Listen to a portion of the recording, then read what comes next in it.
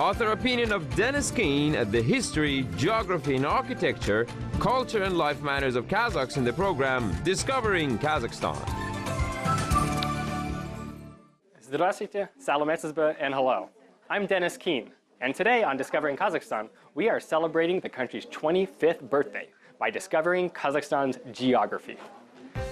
Kazakhstan is one of the largest countries in the world, with just a land border that is 12,187 kilometers long. There's a lot to see and a lot to learn, so we decided to visit one of Almaty's international schools, where we could meet with some very special students. In Kazakhstan, I work as an English teacher, but I've actually always dreamed of being a geography teacher. Ever since I was a kid, I've loved atlases and maps. And at the international school here in Almaty, I've been given a great set of students where we are going to learn a little bit about the geography of Kazakhstan today. So guys, I'm actually not from Kazakhstan. I'm from a place called California. And so I came from California to Kazakhstan a few years ago. I've been living here, but you know, many people back home, they don't know about Kazakhstan. They've heard about all these other stands in the world. You guys know how many stands there are? 7. Can you name them? Yeah. Uzbekistan, Kazakhstan, Turkmenistan, Kyrgyzstan, Afghanistan, Pakistan, and Tajikistan. So there's 7 of them. But which is the biggest? Kazakhstan. Kazakhstan is the biggest and the best, and our program is about discovering Kazakhstan. For our program, we've traveled all around Kazakhstan, and we've been to many places along its long border. But do you know which is the longest border in Kazakhstan? Yes. Yeah? Russia. The border with Russia is the longest in the country. And we went to a place along the Russian border called Uralsk. Uralsk is the oldest city in the country. And did you know that Kazakhstan was actually once part of the Russian Empire? It's part of the Soviet Union. And in Uralsk, we could learn a lot about this history between Kazakhs and Russians. The city of Uralsk is just 27 kilometers from Russia. And it lies on another border as well, the border between Europe and Asia. The heart of the city is the Ural River, which geographers have long considered the dividing line between the two continents. Cross over the city's famous bridge, and you're actually in Europe.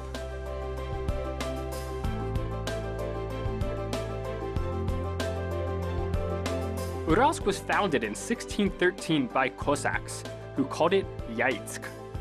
Master mercenaries of the Russian Empire, these Cossacks would play a central role in the city's most infamous episode, the Pugachev Rebellion. Local troops were inspired by a conman, Yemelyan Pugachev, to rebel against the Tsar's government, and their uprising was brutally suppressed.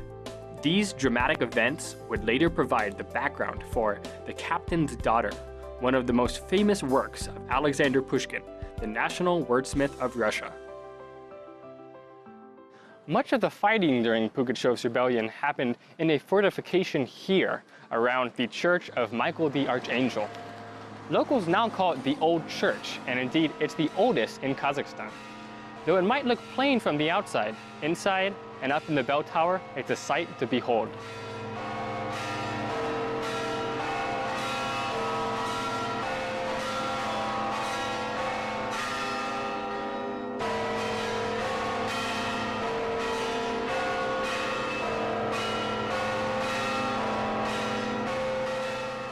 That was a bravado, if deafening, performance from the Panamar, who is the bell ringer up here in the belfry.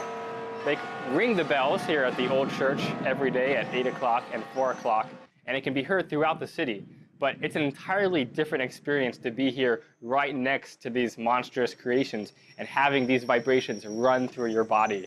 To be quite honest, it was a shock. The first time he rang it, my entire body shook and I had to just plug my ears. And even now, a few minutes after, they're still ringing, and there's still this sensation that these church bells continue to ring out over the city. From here, by the way, there's a beautiful view of the city of Uralsk, and I can imagine how lucky he must feel to have this job, to be able to come up here every morning, ring the bells for the city, and wish it a good morning. Now we're in the city of Almaty, which is actually quite far from Russia. Students, what is actually the closest country to our city? Kyrgyzstan. Yeah, Kyrgyzstan is actually not that far away. It's only a 3-hour car ride away. And on one of our programs, we got to visit a Dungan village very close to the border with Kyrgyzstan. The Dungans are this fascinating community of people who came from China, and they straddle the border between Kazakhstan and Kyrgyzstan.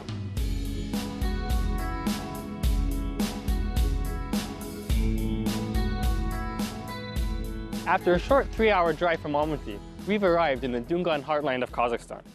It was here in 1877 that Dungan refugees arrived after a long journey from China, and they settled along the Chui River.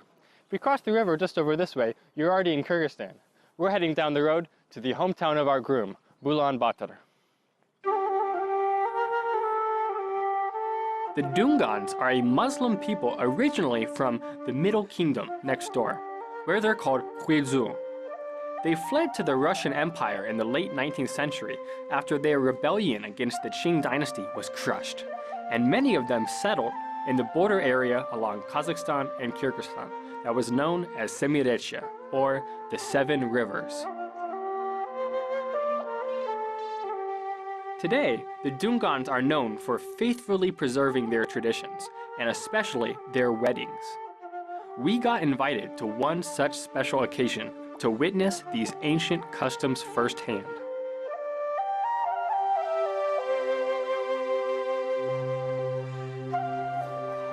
Gania is dressed up in her ceremonial robe. You're wearing this for tomorrow? Yes. So for the wedding tomorrow, she'll be wearing this elaborate Dungan wedding costume. From the top, she has this amazing bun that this style has been preserved from the Qing dynasty in the 19th century. She has this beautiful embroidered necklace with all sorts of gemstones inside, pink and green tassels, and from the bottom she even has some bells. When she walks, you can hear it. When you look at her, you can see just how beautiful she is.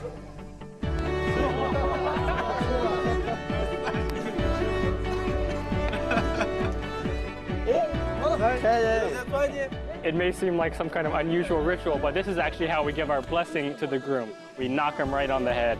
The oldest international border between Kazakhstan and its neighbors is actually between Kazakhstan and China.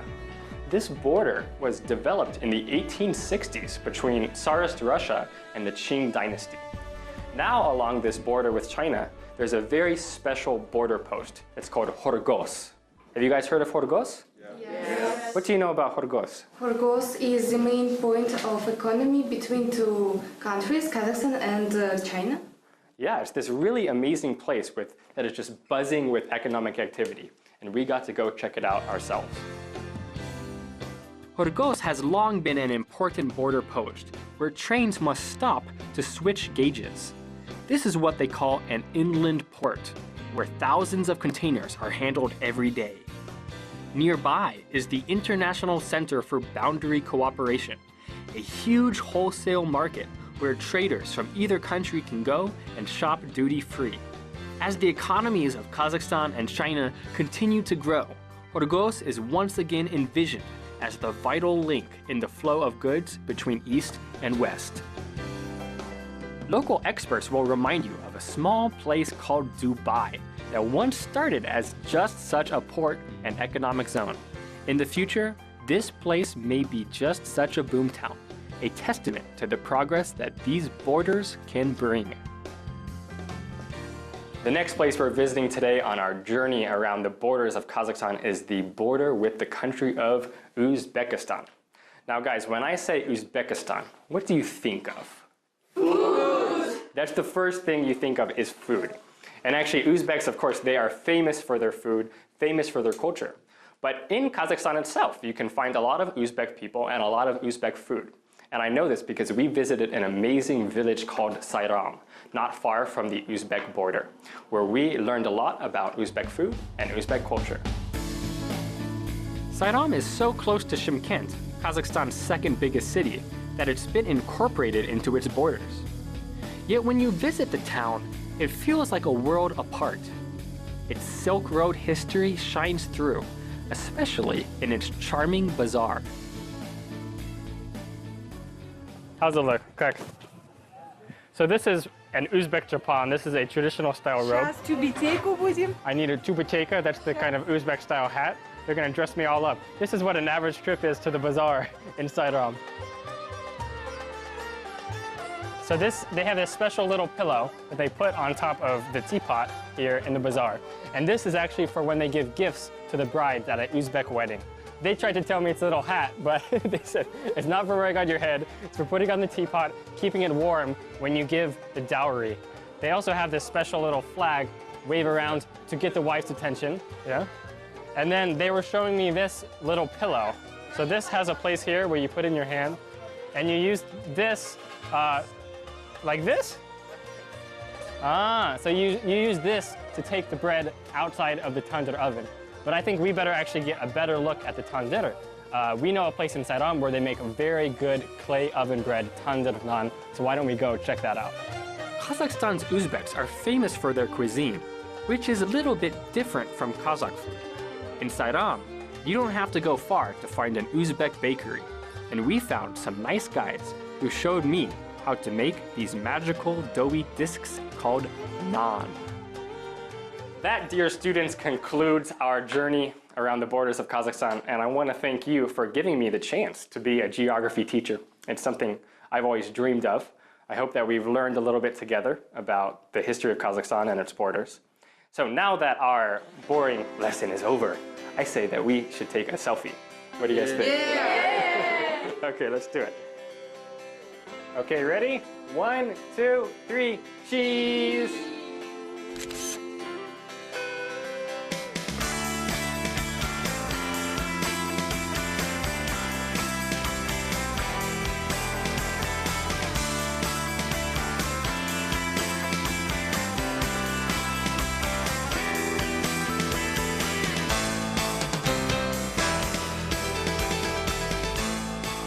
We've seen how Kazakhstan has established strong borders and good relations with its neighboring countries like Kyrgyzstan, Uzbekistan, and Russia, what people here call the near abroad. But what about the far abroad, the rest of the global community? One way that Kazakhstan has reached out to the rest of the world is through education. At international schools in Kazakhstan, students can now study in English. And at one such school in Almaty, today we are going to see a graduation ceremony of students who are finishing a program in IB that will let them study anywhere they want abroad, whether near or far.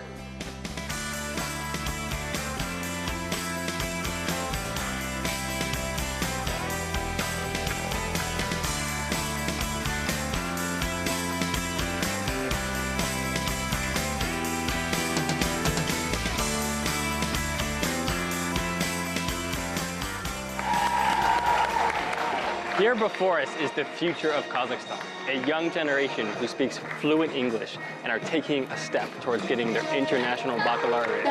With this degree and a Kazakhstani passport, they can follow their dreams anywhere in the world.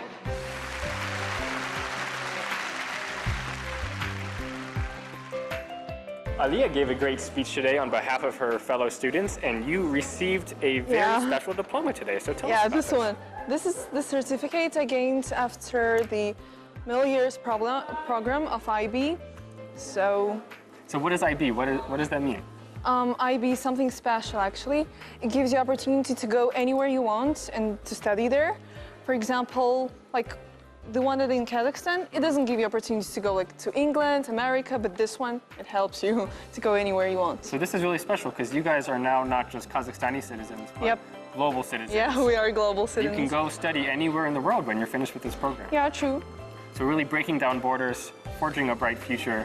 Congratulations. Thank you. Yeah. Ibek is another student here who received a diploma today. So Ibek, congratulations. Thank you. And so tell me, now you've received this world-class education. What do you want to do with it? Well, actually, I'm planning to go on with the IB program. I'm planning to go to the diploma program in here. And after that, I'm planning to study abroad. I'll try applying to Stanford if I'm very lucky. So to Stanford University in California. US, in California. So that's actually my alma mater. I can come here from Stanford. You can go from Kazakhstan to California. That's kind of modern Kazakhstan, right? We have these borders, but they're open. You can go study anywhere in the world, follow any dreams you have. So you're a lucky kid. Yeah, thank you. Congratulations again. As the 9th largest country in the world, Kazakhstan has a massive land border. But what amazes me is that the country has not used this border as an excuse to close off from the rest of the world, but rather to open up to it, to establish ties that are economic and cultural and educational. It's actually these ties that first brought me here from America 11 years ago, and that keep me here today, discovering Kazakhstan together with you. I'm Dennis Keane, and thank you for joining us. До свидания, Sabolingus, and goodbye.